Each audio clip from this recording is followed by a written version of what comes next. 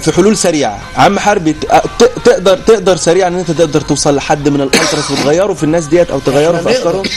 المهم هم يتقبلوا، بس لازم نوصل لهم. لا ان شاء الله، ده باراده ربنا. مصر مش بص، اصل الموضوع مصر. عم جزرة تقدر توصل لهم وتغير فيهم؟ انا بس يعني ايه، هم كلمتين اقولهم.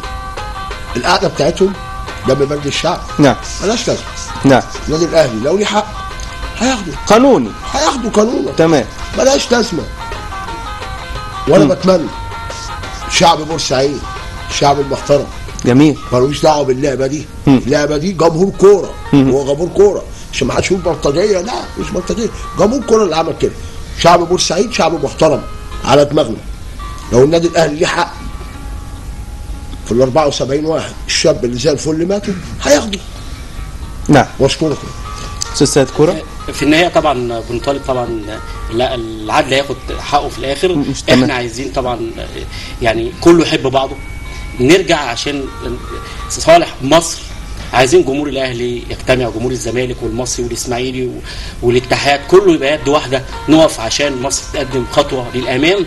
لان لو كل واحد هيقول اللي في نفسه وكل واحد عايز يقول رايه وانا رايي هنختلف. لازم يبقى في شويه يعني مصالحه مع النفس عشان البلد تمشي. عايزين هدوء عشان البلد تمشي، وفي الاول والاخر القضاء هو اللي هيحكم. جميل. انتوا بس اتفضل عم حرب اخيرا. انا بطلب من ربنا قبل ما اطلب من الناس.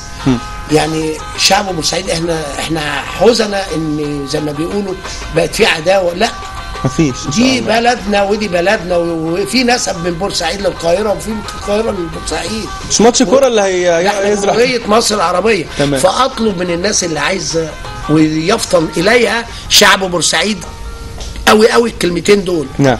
مفيش واحد يطلع يعيش دور البطوله على اساس انا بدأ يا عمي. لو بورسعيد هتتمنع عن الكره هتحزننا، بس يمكن ده يكون شفاء غليل، هدوء مع الاعصاب. لان النادي المصري هيتعرض لكوارث لو الامور ما هديتش شويه.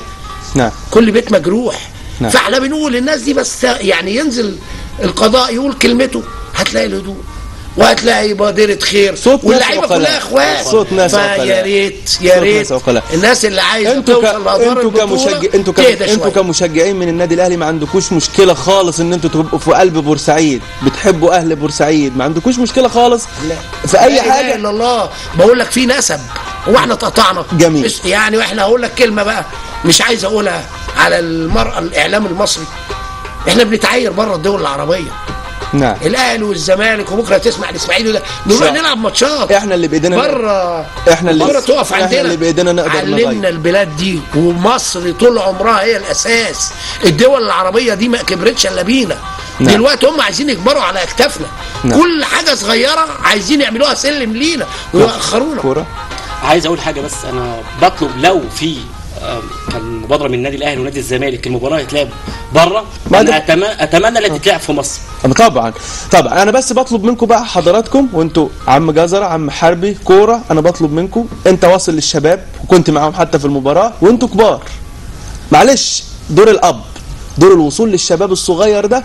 حب ناديك زي ما انت عايز، حب ناديك زي ما انت عايز، لكن في نفس الوقت في حق للاخر كمان، لازم ما تتجاوزوش. هو ده اللي انا بطلبه منكم، وبشكركم ان انتوا شرفتوني. طبعا الاستاذ عادل والاستاذ شوقي مستمرين معايا. اتفضل اخيرا عشان استقبل الجمهور المصري. نشكره. عادل بيتكلم بيقول النادي الاهلي بياخد كذا. عايز اقول له عادل النادي الاهلي زي النادي الاسماعيلي واحنا اخوات، واللي بيعرف على فكره يجيب الفلوس حلال عليك.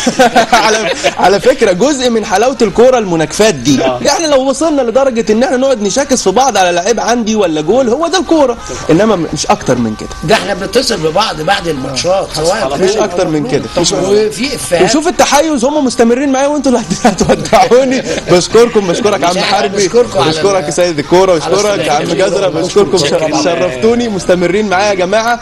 نروح